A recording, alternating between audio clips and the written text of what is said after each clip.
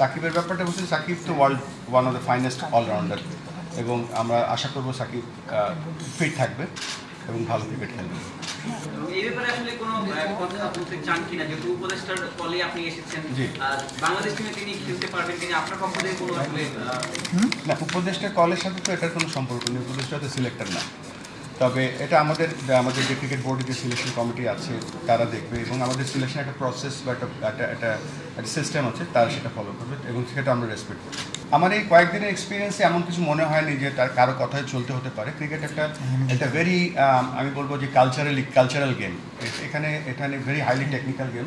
এখানে ক্রিকেটটা কেউ কাউকে শেখাতে পারে না। প্রসেস যে আপনি যে বললেন যে কিছু যেগুলো এসছে সেগুলো তো আমি আজকে এসছি, আমি সেগুলো দেখব এবং আমাদের এখানে যে দল আছে আমরা সেটা দেখব, তারপরে আমরা আপনার এই কোশ্চেনটার অ্যাকচুয়াল উত্তর দিতে পারবো। আমার সাথে আমাদের মাননীয় উপদেষ্টার প্রেসিডেন্ট হওয়া নিয়েও কথা হচ্ছিল না। আমাকে বলেছিল আপনি বাংলাদেশ ক্রিকেটের জন্য কাজ করতে চান কিনা, আমি এক বাক্যে হ্যাঁ বলে দিয়েছিলাম। আমি কিন্তু এখানে প্রেসিডেন্ট হওয়ার জন্য আসিনি। তো এটা পরিক্রমার মাধ্যমে আপনি বলেছেন আগে, এটা হয়ে গিয়েছে। তো আমি বাংলাদেশ ক্রিকেটকে সার্ভ করতে চাই, এখন যেই জায়গাটায় আছি সেই জায়গাটাকে সার্ভ করতে চাই। তবে এটা ঠিক, আমার সাথে কখনো কারো বাংলাদেশ ক্রিকেট বোর্ডের কোনো স্টেক হোল্ডারের সাথে সিইও নিয়ে বা কোনো নাম্বার নিয়ে কথা হয়। সেটা তো আজকে আমি শুরু করলাম, এখানে আবার বলছি বারবার করে, এটা তো সামনেই বলে দেবে সব কিছু। তবে আমি এটা বিশ্বাস করি যে একটা ক্রিকেট দল বা একটা দেশ তখনই এগিয়ে যায় যখন দল হিসেবে কাজ করে।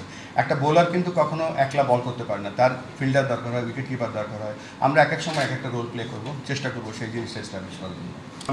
এটা একটা প্রথমে আমি দেখব, আমি এর আগেও বলেছি যে আমি কিন্তু আমি পেশাদার লোক, আমি ক্রিকেট আমার পেশা। একসময় খেলতাম, তারপরে ক্রিকেট উন্নয়নের কাজ করছি। এটা আমি চ্যালেঞ্জ হিসেবে নিয়েছি। তারপর যদি আমি ভালো করি, আমি হয়তো এই কাজটাই হয়তো আমি আইসিসি ফিরে গিয়েও করতে পারি, বা এখানে যদি এখানে জানি না কী হবে, বাট আপাতত আমার লক্ষ্য হচ্ছে একটা শর্ট টার্মের জন্য ভালো করে কাজ করা। আমাদের কিন্তু প্রায়োরিটি নাম্বার 1 হচ্ছে দেশের ক্রিকেট ছড়িয়ে দেওয়া।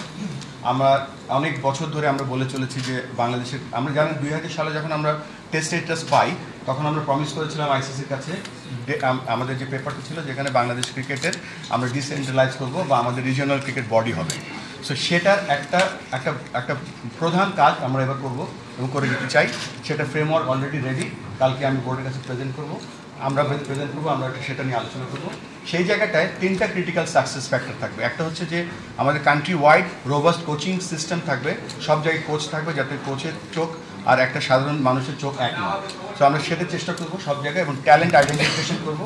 এবং 3 নম্বরে যেটা, সব জায়গায় আমরা একটা কম্পিটিটিভনেসের চেষ্টা করবো, সব যেটা গ্রামে হোক, স্কুলে হোক, উপজেলায় হোক, সব জায়গায় আমরা চেষ্টা করবো একটা কম্পিটিটিভ, সব ফান ক্রিকেট থাকবে, কমিউনিটি ক্রিকেট থাকবে, তারপরে সাথে সাথে একটা কম্পিটিটিভ ক্রিকেট বা প্রতিযোগিতামূলক ক্রিকেট আমরা রাখবো, যেখান থেকে আমরা ন্যাচারাল র ট্যালেন্ট আমরা বের করে আনতে পারবো। সেটা হবে আমাদের মানে টার্গেট নাম্বার 1। সো আমরা কালকের পরে আরেকটু বেশি, আরেকটু ডিটেল আপনার এই প্রশ্নের উত্তর দিতে পারবো।